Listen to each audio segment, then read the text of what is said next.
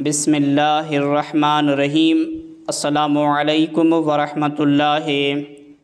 خلیفہ ہارون رشید نے ایک دن شاہی باورچی سے دریافت کیا، کیا جزدر یعنی ایک قیمتی و نایاب جانور کا گوشت ہے، مطبخ خانے میں ہر طرح کا ہے حضور؟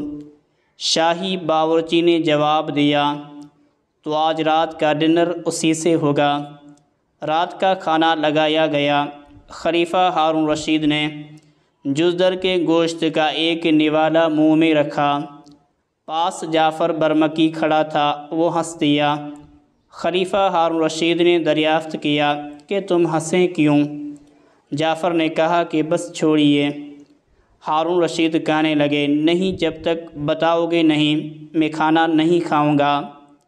آپ کے خیال میں یہ جو ابھی ایک لقمہ آپ نے کھایا ہے اس کی مالیت کیا ہوگی؟ جعفر نے دریافت کیا، تقریباً 3000 درم۔ خلیفہ ہارون رشید کا جواب تھا، نہیں حضور، اس کی قیمت 4 لاکھ درم ہے۔ جعفر حیران کرنے پر تلا ہوا تھا۔ یہ سن کر خلیفہ ہارون رشید کے کان کھڑے ہو گئے۔ پوچھا، وہ کیسے؟ جعفر کہنے لگا کہ حضور، کچھ عرصہ قبل بھی آپ نے اس گوشت کی فرمائش کی تھی۔ اتفاق سے یہ گوشت اس وقت موجود نہ تھا۔ آپ نے کہا کہ یہ گوشت شاہی باورچی خانے میں موجود رہنا چاہیے۔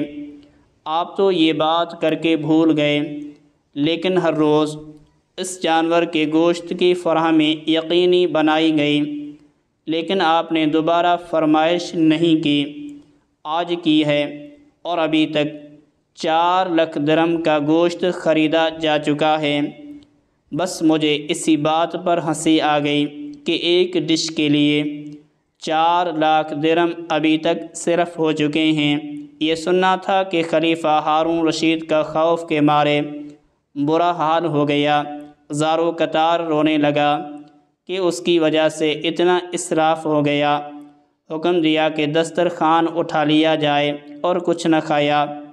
مداوا کے لیے 2 لاکھ درم مکہ و مدینہ کے مستحق لوگوں کی طرف بطور خیرات بھیجے اور اتنے ہی کوفہ و بغداد کے فقراء میں تقسیم کیے، لیکن قلق پھر بھی باقی رہا اور غم کے مارے کچھ نہ کھا سکا۔ یہاں تک کہ قاضی ابو یوسف رحمۃ اللہ علیہ تشریف لائے۔